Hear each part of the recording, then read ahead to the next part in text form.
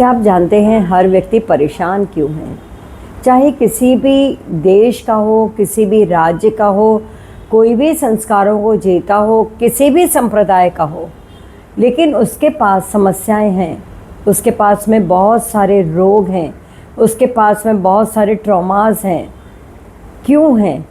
इसका रीज़न अगर हम ढूंढने जाएंगे तो इसका रीज़न हमारे भीतर है, जो है हमारे जो रॉन्ग आइडेंटिफिकेशन है हमारा, उसके द्वारा ही सारी समस्या है और उसे ही दूसरी भाषा में संसार कहते हैं।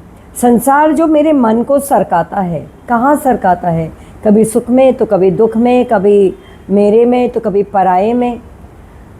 श्रीमद् भगवद गीता एक ऐसा शास्त्र है, ऐसी ब्रह्म विद्या का नाम है जो यूनिवर्सल वैल्यूज़ का नाम है, जिसे कोई ये नहीं कहा जा सकता कि वो पास्ट के लिए है, प्रेजेंट के लिए है या फ्यूचर के लिए है। वो सनातन है। सनातन मतलब शाश्वत है। वो उसमें आदि और अंत नहीं है इस नॉलेज का कि आज है और कल अप्लाई नहीं होगी। नहीं, क्योंकि जब तक हम धरती पर एक मनुष्य के रूप में हैं, तब तक हमारे इनर बैटल जो है, उसको हम एक इनर कॉन्फ्लिक्ट जो है, उसको हमें जीतना कैसे है। आफ्टर ऑल आपकी बहुत बड़ी चाहना तो नहीं है, आपकी चाहना बस यही है कि आप ऐसे सुख को प्राप्त हो जाएं जो कभी दुख में ना बदले, और सुख दुख को लेकर ही आता है। देयर इज़ नो सॉल्यूशन कि आपका सुख हमेशा रहेगा। लेकिन हाँ, एक स्थिति ऐसी है जिसे हम आनंद की स्थिति कहते हैं। आनंद की स्थिति वो है जहाँ समता है। जहाँ समता है अर्थात जहाँ सुख को भी हम एक्सेप्ट करते हैं, दुख को भी एक्सेप्ट करते हैं, हम स्वयं को भी एक्सेप्ट करते हैं और सामने वाले को भी इक्वली उसको भी हम स्वीकार करते हैं कि जैसा मैं हूँ वैसा वो भी है। उसमें और मुझ में शरीर का डिफरेंस हो सकता है, हमारे संस्कारों का डिफरेंस हो सकता है, पर बेसिकली हम सब एक ही जो सत्ता है, जिसे आप यूनिवर्स कहें, ब्रह्मांड कहें, ईश्वर कहें, किसी भी नाम से कहें, वो एक सत्ता है। ठीक है, सत्ता है, उससे हम सब चल रहे हैं। जैसे चांद है, तारे हैं, सूरज है और अनगिनत गैलेक्सीज जो हैं, गैलेक्सी के नाम पे जो हमको आँख से दिखाई दे रहा है, इतना ही नहीं है, उसे कहा जाता है इन्फिनाइट। तो जो इन्फिनाइट है उसकी कोई सीमा रेखा नहीं है।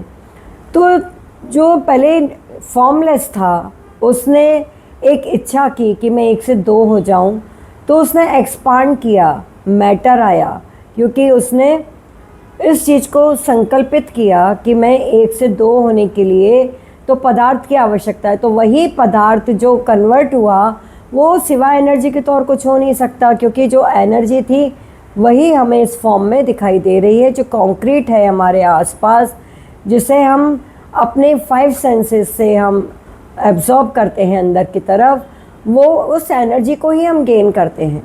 लेकिन मेरी जो रियल एनर्जी है वो है आत्मा।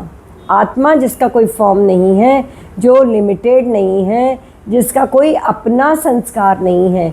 हमारे संस्कार जो हमने यहाँ पर अपने अनुभव से पा लिए, अपने वंश परंपरा से पा लिए, अपने रीति रिवाजों से पाए, हमें जो बताया गया कि तुम ये हो, हमने उसको मान लिया, तो जनरलाइज्ड बिलीफ्स हमारे पास में हैं।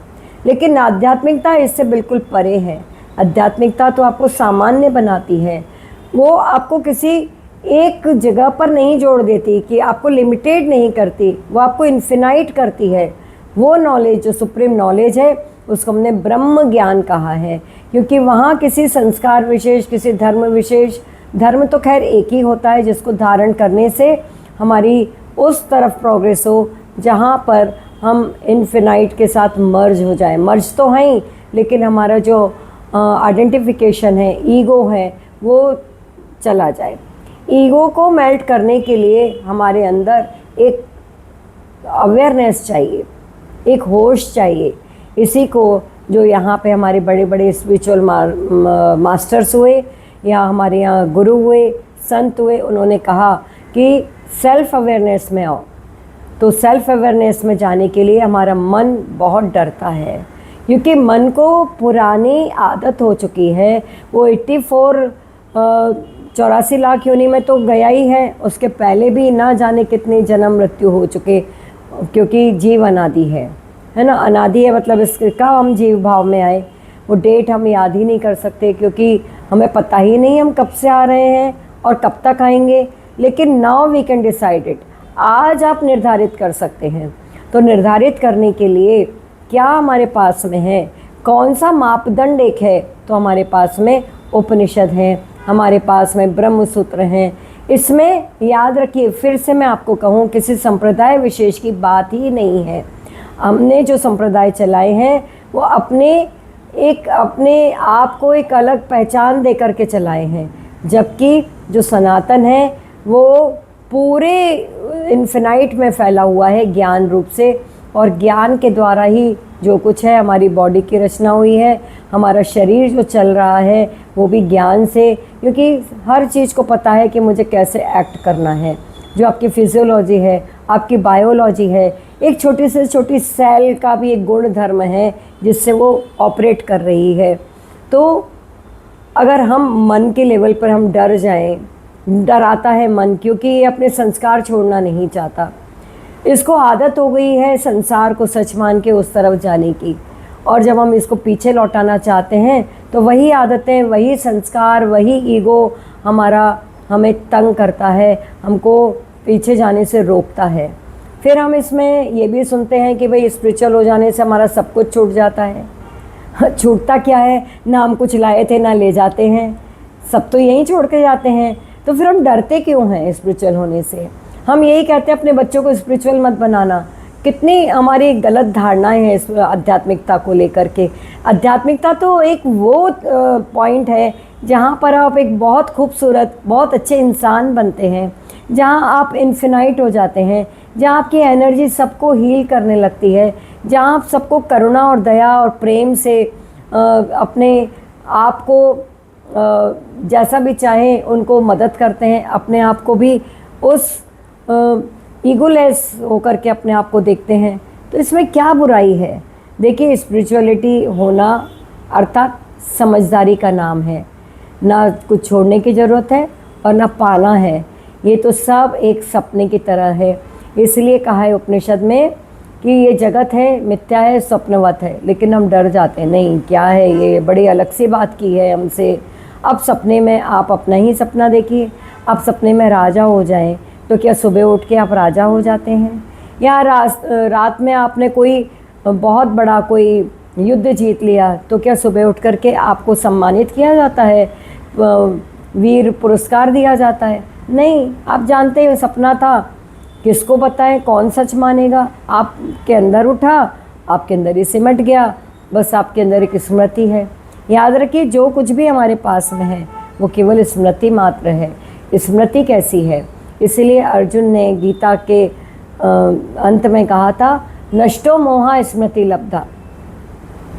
Do you know, can you remember who are you? नहीं, ये जो आपको याद है वह आज आपका वर्तमान, या आपको जो पहचान आपके शरीर से, आपके माता पिता से, आपके समाज से मिली है, वही पहचान बस आपके पास में है। इट इज़ नॉट इनफ, ये टोटल नहीं है, ये बदलेगी। ये हमारा शरीर भी सरक रहा है। हम एक दिन के कैसे थे और गर्भ में माँ के आए तब हम कैसे थे? कोई फॉर्म नहीं था हमारा, धीरे धीरे फॉर्म मिला, फिर हम बाहर आए, हमको संस्कार दिए गए, हमको बताया गया तुम इस मजहब के हो, इस रिलीजन के हो, ये तुम्हारी परंपराएं हैं, ये रीति रिवाज हैं, ये त्यौहार हैं। याद रखिए, धार्मिकता को जो आप कर रहे हो वो संस्कृति है और एक अंश रूप में एक बिंदु है जहाँ से हम प्रवेश तो कर सकते हैं इन्फिनाइट में, लेकिन हम कर नहीं पाते क्योंकि हम उतना ही करके उसको धर्म मान लेते हैं। तो इसीलिए मैंने एक मध्य का मार्ग चुना। मध्य का मार्ग इसलिए कि ना तो संसार अध्यात्म से अलग है, जिसे हम कह रहे हैं बाहर संसार, वो है कहाँ संसार, वो तो परमात्मा है। और इसमें आई हुई जितनी लहरें हैं, वो जैसा आपसे समाधान मांगे वैसा दीजिए। अगर कोई आपके पास में आता है तो आपको क्या करना है, आपका उद्देश्य क्या है? जैसे हम वस्तु देते हैं, किसी को कपड़ा देते हैं, बुक्स देते हैं, किसी की मदद करते हैं, तो आप किसी को अच्छी राह दें, उसको राहत दें, उसका स्वास्थ्य ठीक करें, चाहे NLP के माध्यम से करें, मेडिटेशन से करें, और प्रार्थना से करें जो यूनिवर्सल हो, जिसमें कोई संप्रदाय विशेष का नाम ही ना हो, लेकिन वो है तो वास्तव में वहीं ले जाने वाली है आपको जहाँ पर आप आध्यात्मिक हैं। तो हमें अपने आप को, लिमिट्स को तोड़ना है। हमारी लिमिट्स में जब हम बंध जाते हैं, इसको ही ईगो कहते हैं। ये हमारा फॉल्स आइडेंटिफिकेशन एक कारावास है। यही हमारे कर्मों में हमें बांधता है, यही हमारे जन्म मरण का कारण है। स्पिरिचुअल होना अर्थात अपनी एनर्जी को हाई करना नहीं, एनर्जी तो पहले से ही हमारी हाई है। हमारे मन बुद्धि लोअर फ्रिक्वेंसी पे है, हमारा ईगो लो फ्रिक्वेंसी पे है, जो हम सत्य को नहीं समझ पा रहे। सत्यम परम धीमहि, इसलिए सत्य की उपासना बहुत ज़रूरी है, और वो होती है ज्ञान से। मंत्र मूलम गुरुर वाक्यम मोक्ष मूलम गुरुर कृपा। तो गुरु क्या है? गुरु एक तत्व है, वो शरीर नहीं है। वो जो सुप्रीम को बताए, सुप्रीम को लखा दे, जो इनविजिबल है उसको विजिबल करा दे, वो जिसको हम रियलाइजेशन में तो है कि मैं हूँ, आपको याद नहीं करना पड़ता, लेकिन ये मेरी मैं है कहाँ से? ये एनर्जी और आत्मा की एनर्जी क्या अलग है? क्या मन और बुद्धि मेरे अलग है? नहीं, एनर्जी तो सब एक है। एनर्जी कहें या आज की भाषा में समझाने के लिए हम एनर्जी या ऊर्जा कहते हैं, लेकिन ये है क्या? ये वही है इनफिनाइट, जिस पर ना शस्त्र चलते हैं, ना आग का काम होता है, ना इसको गलाया जा सकता है, ना इसको डुबोया जा सकता है। क्यों? क्योंकि आखिर में सब एक ही है। जैसे आकाश को आप मुट्ठी में नहीं भर सकते, और खोलेंगे तो भी आपके हाथ कुछ आया नहीं और पाया कुछ नहीं। इसी प्रकार से स्पिरिचुअलिटी जो है, आपकी जो बंद मुट्ठी है उसको खोलना है। अनंत आकाश आपको पुकार रहा है। आप यहाँ पर एक गेस्ट है, अतिथि हैं, ना आने की तिथि पता है, ना जाने की। फिर क्यों ये बीच की भीड़ में हम खो जाते हैं? क्यों हम संसार में ही अटक जाते हैं? हम टोटल स्पिरिचुअल नॉलेज से हम क्यों घबराते हैं? तो घबराने की बात नहीं है, आनंद है वहाँ पर मोक्ष है। मोक्ष का अर्थ क्या है? मरने के बाद में मुक्ति नहीं, अपने पराये से, डिल्यूजन से, हमारे बनाई हुई माया से परे हट के देखना, बस यही मुक्ति है। इसको आप जिएंगे, आपके पास में ब्लिस होगा, आपके पास में वो सुप्रीम नॉलेज का वो अनंत खजाना होगा, जो अंदर से बहता ही रहता है, एंडलेस है। जबकि हम बुक्स इसलिए पढ़ते हैं कि हम उससे ट्यूनिंग कर ले अपने विचार की, और जब आप अपने ईगो को ही डिस्पोज करने का पूरी तैयारी करते हैं, उसी के ऊपर काम करते हैं, तो फिर वो मर्ज हो जाता है। Already it is merged. आप वही हैं जो आप पहले से हैं, आप चेंज नहीं हुए। चेंज किया हुआ है, आपके शरीर चेंज हुए हैं, आपकी पहचान आपने चेंज कर ली है, और जो बदल रही है उसी को हमने मान लिया है। इसलिए मैंने आपके लिए होपोनोपोनो प्रेयर के लिए भी मैं आपको गाइड करूँगी, क्योंकि मैं चाहती हूँ कि आप किसी भी माध्यम से जो आपको रुचिकर लगे वहाँ तक पहुँचिए। उसमें आप भगवान का नाम जोड़ें, अपने इष्ट का जोड़ें या गुरु का जोड़ें, दैट इज़ योर चॉइस। आपको इतना कहते हुए मेरा बहुत बहुत प्रणाम है। I love you all the best. Thank you.